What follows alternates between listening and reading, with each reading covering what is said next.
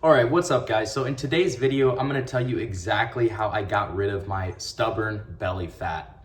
A big point of insecurity for me when I was not in very good shape was taking my shirt off. And I know that there are probably lots of guys who can relate to that when you go to the beach or the pool. You're just a little bit insecure to take your shirt off because quite honestly, you're just not in great shape. Well, one of the things that I noticed is on YouTube, there's a lot of different videos that are specific to things like certain sports or bodybuilding and getting lean and jacked within those contexts. But I also noticed that there just weren't a whole lot of videos that were particular to the average guy, the normal dude. And so the whole point of this video, the whole point of this channel is to literally just put together a guide for the average guy on how to get rid of that stubborn belly fat and finally get into good shape so that you can feel really comfortable taking your shirt off, going to the pool, going to the beach, and just being overall more confident. So I was able to do it as just a normal guy, and I'll explain in this video exactly how you can do it too. All right, guys, now this is something that I do like to show in all of my videos to really just kind of drive home the point that I am just an average guy. And a matter of fact, this is what I used to look like. As you can see, my physique was not very good. I was pretty out of shape, had a lot of body fat on me and not a whole lot of muscle mass. I was just overall not very confident in myself. I had this pretty black-pilled mindset that this was just the cards that I was dealt. This was the physique that I would always have. And I just kind of fell into this trap of thinking that's where I'll always be. Fortunately, I was able to break out of that through the proper principles and learning fitness and just really falling in love with getting into shape. I was able to completely transform my body into what I look like now. So as you can see, dropped quite a bit of body fat, was able to add a pretty substantial amount of muscle mass, and just overall became a lot more confident in myself. Feel healthier, my mindset is better. The whole point is that I'm just a normal guy who was able to do it. So if you're also just kind of like a normal guy who wants to get in good shape, then I'll explain exactly how you can in this video. Hey, and real quick guys, I did want to let you know, if you're interested in getting a deep dive on exactly how to get an aesthetic body, I do have a course in the description down below. It'll teach you everything that I've learned over the last several years of lifting and dieting. So go check that out right now. Anyways, let's get back to the video. All right, so there's really three principles that I want to cover today. The first one is going to be being in a calorie deficit. And so if you've never heard the term calorie deficit, being in a calorie deficit basically just means you're burning more energy than what you're consuming every day.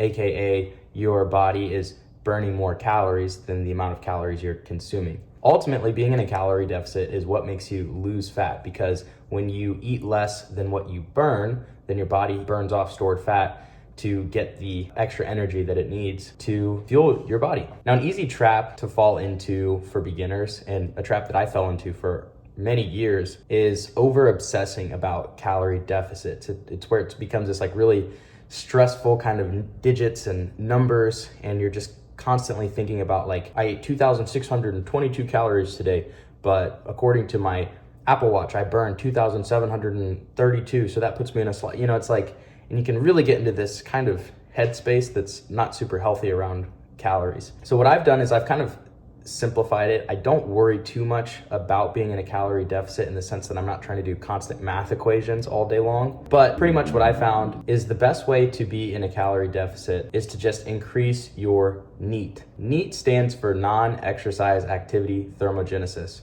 which basically in simple terms just means the energy burned in day-to-day life. It's the calories that you're burning outside of dedicated exercise. So examples of NEAT would be like walking your dog, pacing on the phone, cleaning the house, dancing in the shower. Those micro movements that you incorporate into your life actually add up over the course of the day.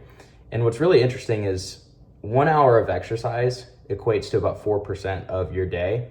And NEAT, the calories that you burn outside of dedicated activity periods, actually accounts for 63% of your day. So you can see why increasing your non-exercise activity thermogenesis would be very useful. Now, my biggest advice for increasing your NEAT would just be to get 10,000 steps a day. That's how I choose to do it. And this allows me not to really worry about doing dedicated cardio. If I get my 10,000 steps in, I don't really care about going to the gym and actually walking on the treadmill or doing the Stairmaster, because I'm like, I've already gotten my 10,000 steps, and that's going to be totally adequate to increase the amount of calories that I'm burning so that I can make sure that I'm in a deficit. Now, it's really easy to track this. Everyone's phone already tracks your steps if you didn't know that. If you just go into your health app, it'll have the amount of steps on there. So you can actually just track the amount of steps you're taking on your phone, and you can see already what your average step count is. And like I was saying earlier, I think it's just better than dedicated cardio. It's easier, you don't have to think about it as much. It seems like less of a big deal. You know, just walking around to places as you're getting your day-to-day tasks done seems like less of a dedicated thing than like having to get on the Stairmaster for 20 to 30 minutes. Easy examples of increasing your NEAT would be small little micro decisions that you can make throughout your day. So things like taking the stairs instead of taking the elevator, standing instead of sitting, or just going for a walk, just things like that. Really small decisions that don't seem to make a big deal, but they actually add up quite a bit over time. Now, the next thing we're gonna talk about is diet. Diet is the biggest part of this equation. And what I always recommend in my videos is to switch to an animal-based / whole foods diet.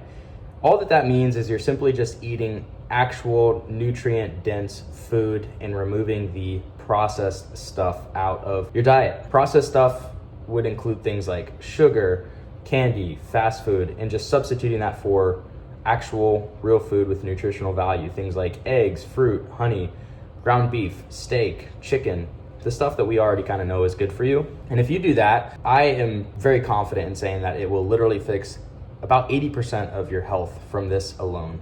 Unfortunately, most foods that we eat in America isn't even real food. It's literally just like dopamine and sugar bombs for the most part. And this is kind of interesting. You can see the average American food consumption, about 63% of what we eat is processed foods, which is crazy. So that's why I'm so confident in saying that if you fix this part of your health, that it will completely transform your life. Now, here's things that I've noticed and things that you can expect too when you switch to a whole foods diet.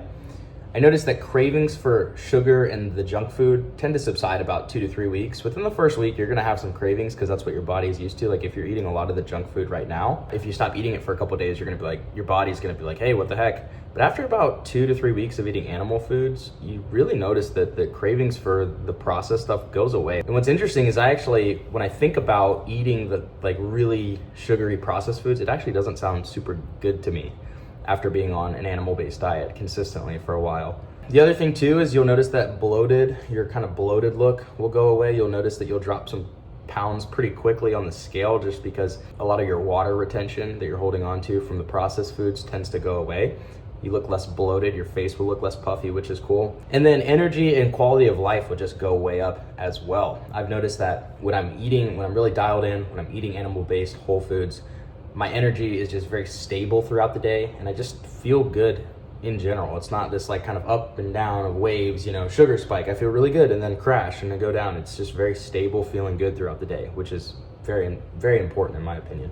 And then the third part of the equation that we're going to talk about today is your training. What I recommend for everybody is you go to the gym and lift weights 3 times a week, 30 to 45 minutes minimum. You don't need to kill yourself. You don't need to go 7 times a week.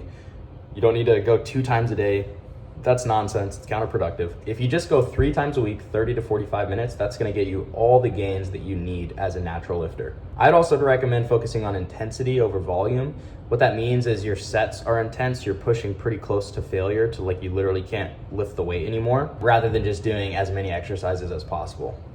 I think that focusing on recovery is really important as a natural lifter, because recovery is actually when the gains happen.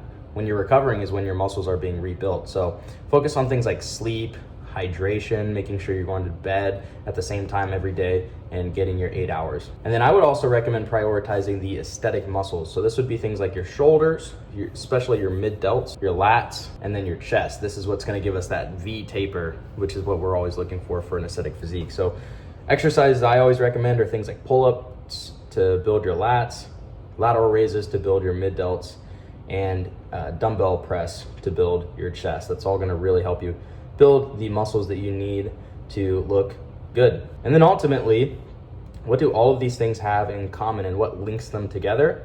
Well, it's going to be consistency and discipline. Ultimately, we can do all of these things really, really well, but if we only do it for 1 to 2 days and then we quit, it's not going to matter. What links these things together, what actually causes the transformation, is just doing these things over and over and over again. And I'm not saying that there's no room to mess up. As a matter of fact, you will mess up. I still mess up. That's part of the process and being human. So, leave some space for grace there. But I follow the 80-20 rule. If you do things right 80% of the time, then you'll still get the gains. You'll get most of all the gains that you need. So anyways, I hope that this video helped. Leave a comment down below. Let me know what you think. You think I missed something, or if you think that you would add anything into this video, let me know in the comments, and make sure you leave a like and subscribe, and I'll see you guys in the next video. Bye.